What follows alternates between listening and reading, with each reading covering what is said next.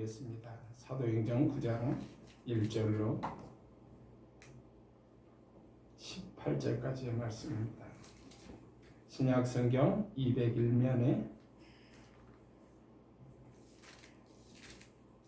사도행전 9장 사울이 주의 제자들에 대하여 여전히 위협과 살기가 등등하여 대제사장에게 가서 다메섹 여러 해당에 가져갈 공문을 청하니 이는 만일 그 돌을 따르는 사람을 만나면 남녀를 막론하고 결박하여 예루살렘으로 잡아오려 함이라. 사울이 길을 가다가 다메섹에 가까이 이르더니 호련히 하늘로부터 빛이 그를 둘러 비치는지라. 땅이 엎드려져 들음에 소리가 있어 이르시되 사울아 사울아 내가 어찌하여 나를 박해하느냐 하시거늘 대답하되 주여 누시니까 이르시되 나는 내가 박해하는 예수라. 너는 일어나 시내로 들어가라. 내가 행할 것을 내게 이를 자가 있느니라 하시니 같이 가던 사람들은 소리만 듣고 아무도 보지 못하여 말을 못하고 서 있더라. 사울이 땅에서 일어나 눈을 떴으나 아무것도 보지 못하고 사람의 손에 끌려 다메섹으로 들어가서 사흘 동안 보지 못하고 먹지도 마시지도 아니하니라.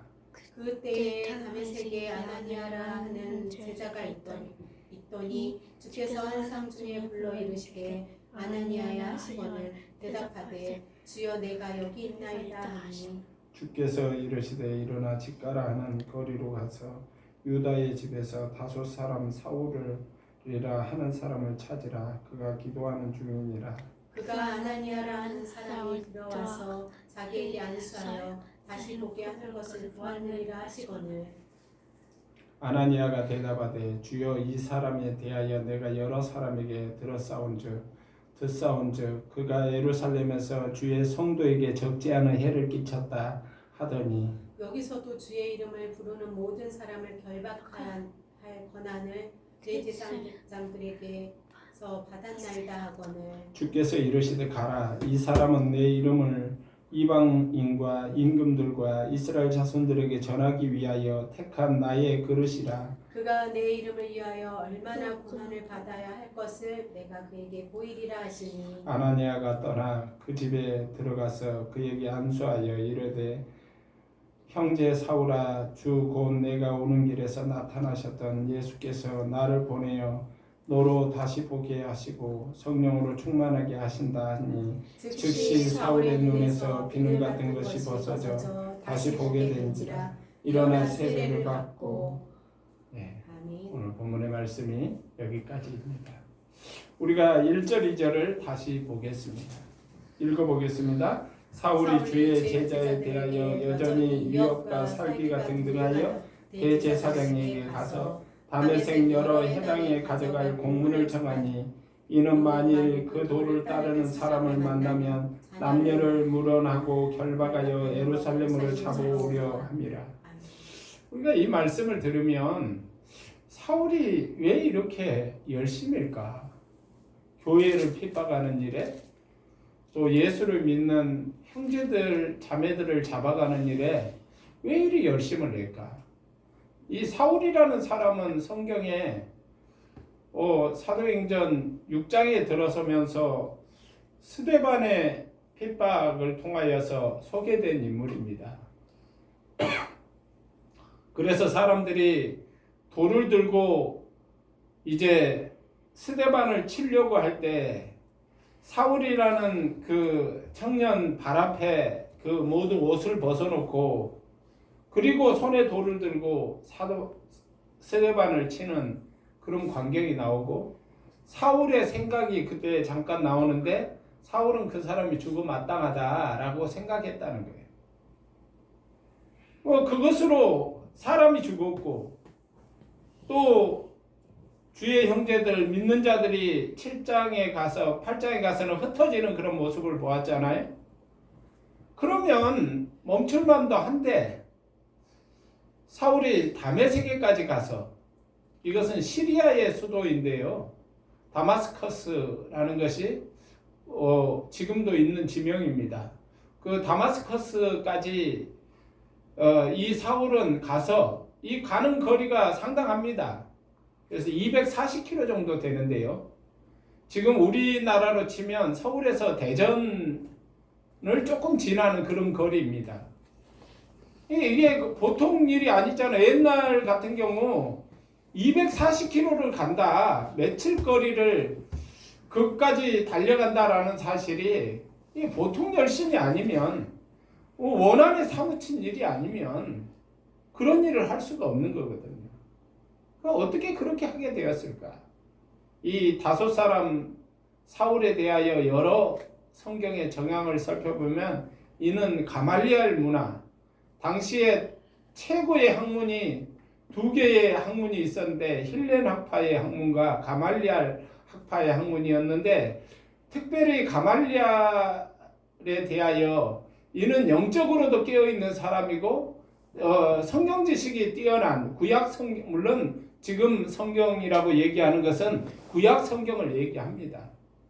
그래서 구약 성경 지식이 뛰어난 사람이었다라는 것을 볼 수가 있습니다. 거기에서 수제자로서 학문을 한 사람이요, 이 사람은 당시에 굉장한 지위로 생각했던, 자랑스러움으로 생각했던 로마 시민권이 있는 사람이요, 직업은 텐트를 만드는 사업을 했으며 이 사람은 공예의원이었다라는 사실 정도를 우리가 볼 때 이 사람은 부러울 것이 없는 사람입니다.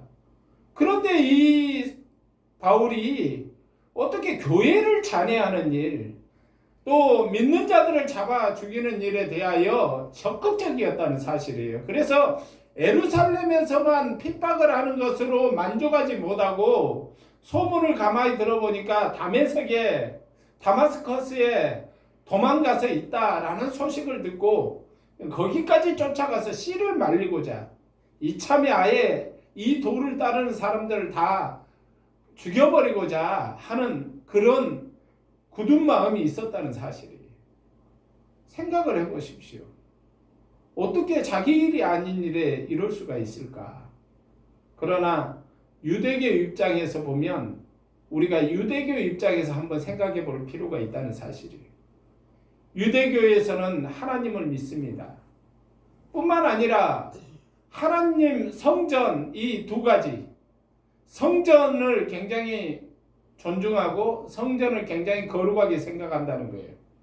그런데 어느 날 나사렛에서 한 청년이, 허름한 청년이 일어났는데 사람들이 많이 따라다니는 거예요. 그리고 자기가 하나님의 아들이다, 또 자기가 말하기를 나는 메시아다 라고 말하는데, 유대인의 메시아는 십자가에서 죽으면 안 되거든요. 유대인의 메시아는 그렇게 허름할 수가 없는 것입니다. 유대인의 메시아는 정말 권능으로 와야 되고, 최소한 제사장 집안, 최소한 유다 지파, 하여튼 그렇게 나와서 그가 다윗의 때와 같이 영광을 회복해야 되거든요. 로마를 굴종시키고 주변 나라를 평정하여서 이스라엘 나라가 대단해지도록 하나님께서 세우실 것이라는 유대인들 속에 기대감이 있다는 거죠. 나사렛에서 허름한 그런 집안에서 그렇게 와서 십자가를 지고 속절없이 죽어가는 그런 사람이 메시아일 수가 없다라고 생각하는 것이 그들의 생각이에요. 그런데 그 예수가 죽고 난 이후에 끝난 줄 알았더니 더 많은 사람들이 예루살렘에서 일어나서 그 도를 따르는 사람들이 있다고 하니까 견디지 못하는 거예요. 어떻게든 이 뿌리를 뽑아야 되겠다, 그 생각을 가지고 예루살렘에서 박해를 했을 뿐 아니라 그 열심당원들이 중심이 되어서 이 다섯 사람 사울이 제사장에게 그들을 잡아올 수 있는 권리, 영장을 가지고 다마스커스로 군대를, 여러 사람을 데리고 가는 거예요. 유대 입장에서, 유대교를 신봉하는 자의 입장에서 그렇게 갔다는 거예요. 오늘 3절을 우리가 같이 읽어보겠습니다. 시작. 사울이 길을 가다가 다메섹에 가까이 이르더니 호련히 하늘로부터 빛이 둘러 비치는지라. 이것은 참으로 유대인들에게 굉장히 낯선 환경이 아니라 굉장히 익숙한 환경입니다. 그래서 그들의 조상 아브라함에게도 하나님이 현현할 때 빛이 둘러 비치는 모습, 빛이 나타나는 모습, 그리고 하나님의 사자가 나타나는 모습, 또 하나님께서 당신의 사람들을 부르실 때 그렇게 하나님의 현현하는 모습이 빛이 둘러 비치는 모습으로 비쳤다는 사실이에요. 그렇게 빛이 비춰지는 모습 속에서 사울의 태도를 보니까 4절에 땅에 엎드려져 들음에 소리가 있어 이르시되 사울아 사울아 내가 어찌하여 나를 박해하시느냐 하시거늘. 놀랍지 않습니까? 왜 빛이 비치는데 사울은 땅에 엎드렸을까? 근데 성경에, 구약의 성경에 모두 보면 하나님이 나타날 때 그 구약의 사람들이 하는 행동이 다 땅에 엎드리는 거였어요. 하나님의 빛이 비추면 이스라엘 사람들은 눈을 뜰 수 없는 찬란함 때문에 엎드렸다라고 하지만은 그들은 이미 몸에 익숙해 있는 거예요. 하나님이 나타날 때는 무조건 땅에 엎드린다. 땅에 엎드려서. 땅은 무엇이에요? 인간의 출발점입니다. 땅은 사람의 몸을 형성할 때 땅에서, 물론 원문에는 티끌에서라고 얘기하는데 땅에서 취하여서 그 흙으로 사람을 빚으시고 생기를 불어넣을 때 생명이 된지라 산 사람이 되었다라고 말하는 것처럼 땅에서 우리는 왔다는 사실이에요. 그래서 하나님의 현현이 비출 때는 땅에 엎드려져서 낮은 자세로 하나님 앞에 이제 이 사울이 묻습니다. 주여 라고 5절에 말하는 것을 보게 되죠. 말합니다. 5절에 사울아 사울아 내가 어찌하여 나를 박해하느냐 하시거늘 대답하되 주여 누시니까 이르시되 나는 내가 박해하는 예수라. 예. 사울아 사울아 라고 2번 부르잖아요. 하나님이 나타날 때마다 어떻게 해요? 2번 부릅니다. 아브라함아 아브라함아 네가 네 아들 독자를 아끼지 않는 것을 보았다. 그 손을 멈춰라. 내가 독자까지 아끼지 않는 것을 내가 보았다. 그러면서 수풀에 순양을 걸어놓고 그 동물을 대신 제사를 드릴 수 있도록 하신 사건이에요. 하나님께서 또 누구에게 나타나요? 야곱에게 나타날 때. 그래서 야곱에게 정처 없이 형을 피해서 도망하는 야곱에게 나타날 때 야곱아 야곱아 라고 2번 부릅니다. 그리고 하나님께서 야곱에게 네가 가는 곳에 내가 함께 있으나 라고 말씀하셔요. 뿐만 아니지요. 모세를 부를 때 떨기나무 가운데서 불이 붙었는데 모세를 몇 번 불러요? 2번 부릅니다. 모세야 모세야 네가 선 곳은 거룩하니 네 발에 신을 벗으라. 오늘 하나님께서 나타나서 사울아 사울아 불렀어요. 그러면서 하나님께서 사울에게, 그래서 사울은 뭐라고 얘기해요? 주여라고 얘기합니다. 예수님하고 얘기한 것이 아니에요. 주여 하는 말은 하나님을 부를 때 그들이 부르는 명칭이에요. 주여 누시오니까.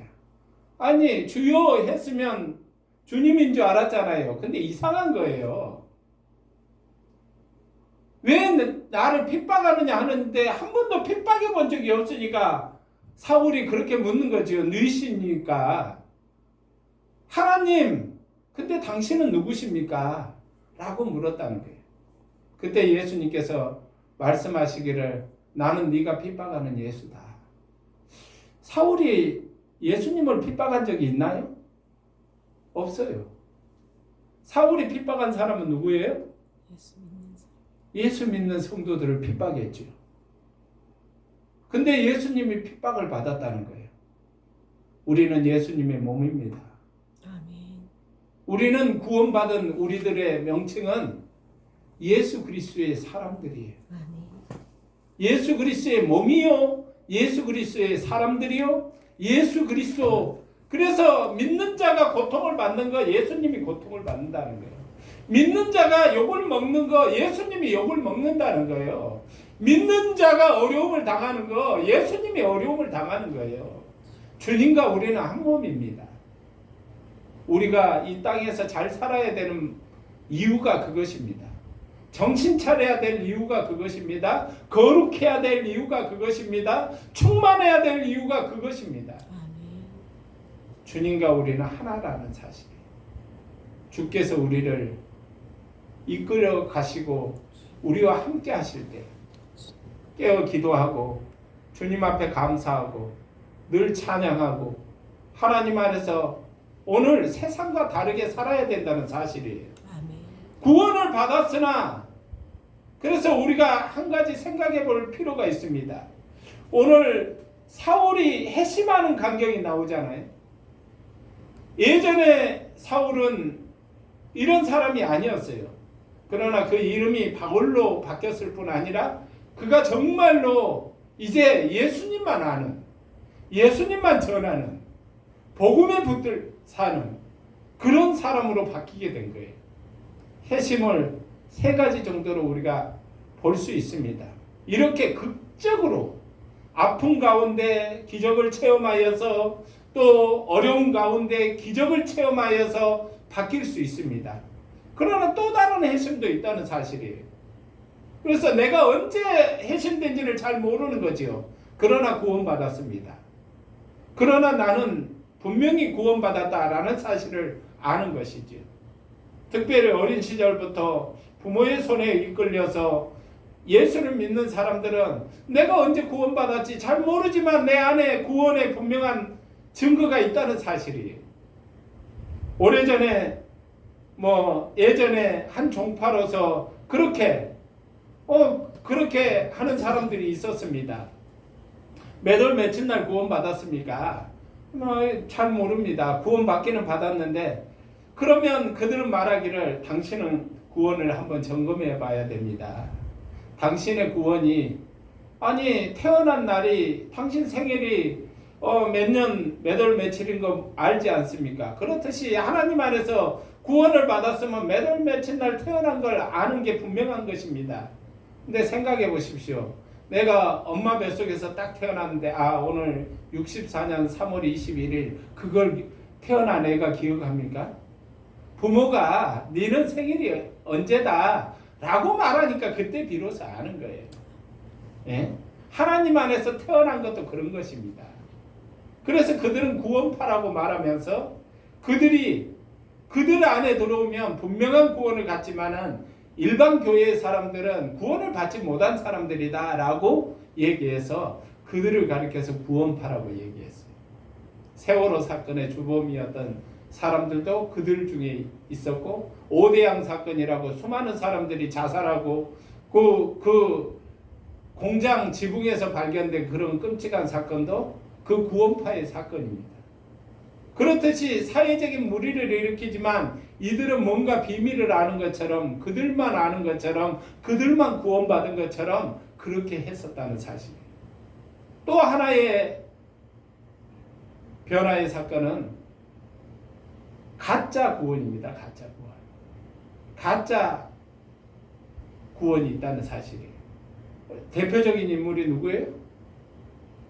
바로 가룟 유다와 같은 사람입니다. 또 많은 오늘 그 신약 성경에도 나오는 그런 알렉산더와 같은 그런 사람들의 이야기가 나오는 것처럼 자신은 구원받았다라고 하는데 실질적으로 구원받지 못한 사람입니다. 하나님 안에서 우리는 분명히 깨달아야 돼요. 그래서 하나님의 구원이 우리에게 이를 때 우리는 하나님의 뜻대로 살아갑니다. 아멘. 주의 말씀을 사랑하며 살아갑니다. 아멘. 주의 복음을 전하면서 살아갑니다. 이 땅 가운데 죄를 미워하며 살아갑니다. 죄를 짓고는 마음이 안 편해서 도저히 괴로워서 살 수 없는 것이 변화된 삶이에요. 그래서 하나님이 미워하는 것을 우리도 미워하고 하나님이 사랑하는 일을 우리도 사랑하는 거예요. 그래서 진짜 구원받은 자는 하나님이 싫어하는 일을 안 하는 자다라고 말하는 학자도 있다는 사실이에요. 하나님 안에서 우리가 분명히 깨닫기를 원합니다. 오늘 12절을 보면 놀라운 사건이 보이는데 아나니아라 하는 사람이 그죠? 기도하는 중에 10절에 아나니아가 기도하는 중에 하나님께서 동시에 나타나는 그래서 명령하는 그러한 내용을 볼 수 있고 뿐만 아니라 동시에 사울도 아나니아라 하는 사람이 자기가 기도하는 중에 들어와서 안수하는 것을 보는 그런 환상이 이원적으로 열리는 그죠? 오늘날에는 뭐 영상통화를 하고 이원 그런 랜섬이라는 그런 그죠? 이 팬데믹 사건, 이 코로나19 사태를 맞이하면서 굉장히 변화가 우리 삶 속에서 있잖아요. 그래서 간중들이 아니라 집안에서 이 랜섬이라는 그런 프로그램을 통해서 이 사람들이 투표도 하고 그 공연도 보고 그런 것들을 이제 TV에서 보여주잖아요. 그렇지만 이 고대 사회에서 바울이 활동하던 초대교회 사회에서 이렇게 이원으로 아나니아에게 나타나시고 사울에게 나타나서 동시에 아나니아가 하는 행동과 사울에게 찾아가서 그가 회복되는 일들을 동시에 보여주는 일들을 이렇게 성경에 놀랍게 기록하고 있다. 아멘. 물론 베드로가 고넬로의 집에 갈 때 고넬로에게도 보이시고 베드로에게도 보이셨으나 여기에는 시간적인 간격이 있습니다. 그런데 아나니아와 사울에게 대하여는 동시에 성령께서 가셔서 역사하시는 그런 광경이 나온다는 사실. 하나님 안에서 우리는 잊지 말아야 됩니다. 주의 거룩한 일들을 이뤄나가는 일에 우리가 바르게 서야 되고 주의 성전으로서 또 우리가 복음을 전하는 자로서 분명한 중심이 있어야 된다는 사실이에요.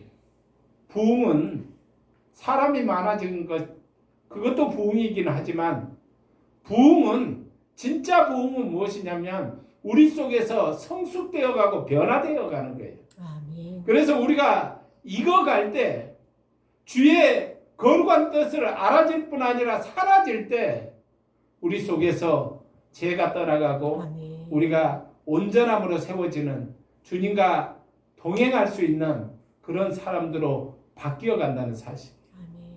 그래서 하나님 안에서 우리가 변화를 추구하며 변화된 삶을 꿈꾸며 변화된 삶을 바라며 변화된 삶을 원하며 사람들은 생각하기를 구원은 하나님께서 딱 해주지만은 변화는 내 힘으로 결심하고 이제 정신 차려 살아야 된다. 그렇게 생각합니다. 그러나 그렇지 않습니다. 변화도 주님께서 주관하여 가시는 거예요. 우리가 할 수 있는 능력이 없어요.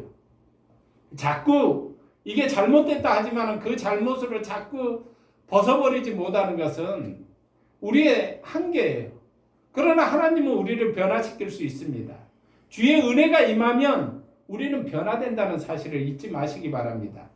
그래서 여러분들에게 말씀드리는 것은 성숙도 주의 도움이 필요하다. 또 하나님 안에서 온전히 결심해 가는 것도 주의 도우심이 필요하다. 그러면 주님께서 도와야 되니까 변화되니까 나는 내 맘대로 살아야 되느냐 그런 말이 아니라는 사실이에요. 주 안에서 우리는 주의 도우심을 바라고 원하고 주님께서 나를 이끌어 가시도록 나를 그분께 맡기며 주님의 뜻에 순종하며 살아야 된다는 사실이에요. 그때 주님의 도우심으로 말미암아 은혜가 임하며 우리는 익어가고 성숙될 수 있다는 사실을 깨닫고 우리가 하나님 안에서 기도하는 것과 말씀 보는 것과 전도하는 일을 쉬지 않아야 된다는 사실을 여러분들에게 강조하고 싶습니다. 아멘. 사도 바울은 예수님을 믿기 시작했어요. 예수님의 사도가 되기 시작했습니다. 주님 손에 붙들리기 시작했습니다. 그러면서 그는 얼마나 고통을 받아야 될 사람인지 그것을 주님께서 환상으로 보여주셨다는 거예요. 사도 바울이 이때 나는 이런 고통 싫습니다. 이런 일 당하기 싫습니다. 안 하겠습니다. 할 수도 있는 거예요. 그러나 주님께서 은혜 주셔서 하나님이 누군지 알았을 때 사도 바울은 그가 고통받는 것도 그가 힘든 일을 당하는 일도 그가 감당하기로 작정하였다는 사실이. 그리고 그는 이제 15절에 보니까 우리 같이 읽어보겠습니다. 15절 시작. 주께서 이르시되 가라, 이 사람은 내 이름을 이방인과 임금과 이스라엘 자손에게 전하기 위한 택한 나의 그릇이니라. 아나니아가 그렇게 말했죠. 내가 들어보니까 이 사람한테 피해받은 성도들, 남녀, 우리 자매들이 너무나 많습니다. 형제 자매들이 이 사람 때문에 엄청난 고통을 당했습니다. 내가 이 사람의 이름을 익히 압니다 라고 말할 때 주님이 말씀하셨다는 거예요. 그러나 가라. 이 사람은 나를 위하여, 복음을 위하여 많은 고통을 당할 사람이다. 그리고 임금들과 또 이방인들에게, 이스라엘 자손들에게 복음을 전하기 위한 나의 택한 그릇이다. 그렇습니다. 사단도 어떻게 해요? 열심 있는 사람을 들어 쓰시듯이 하나님께서도 그를 통하여 일하신다는 사실이에요. 때로는 사단도 들어서 하나님이 사용하신다라는 사실을 아시기 바랍니다. 그래서 박해가 일어나며 스데반이 죽으며 막 사단이 그렇게 득세를 하는 것 같았으나 그 일을 통하여 형제들이 사방으로 흩어지게 되었고 복음은 예루살렘을 넘어서 이방에 전달되는 사마리아 땅끝까지 이르는 그러한 주의 약속의 말씀처럼 되어진 일이었다는 사실이에요. 사단이 얼마나 이런 일이 생길 줄 알았으면 후회했겠습니까? 가만 놔둘 걸. 그들끼리 있게 가만히 놔둘 걸.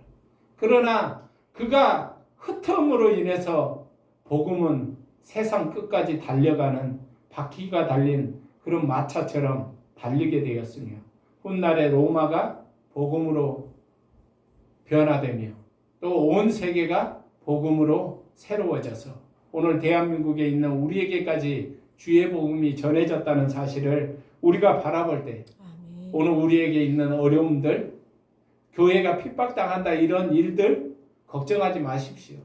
그러한 일을 통해서도 합력하여 선을 이룰 수 있는 분이 하나님이라는 사실을 깨닫고 우리는 하나님을 믿고 따르며 견디며 또 주께 찬양하며 영광 돌리는 우리 모두가 되기를 원합니다. 아멘. 기도하겠습니다.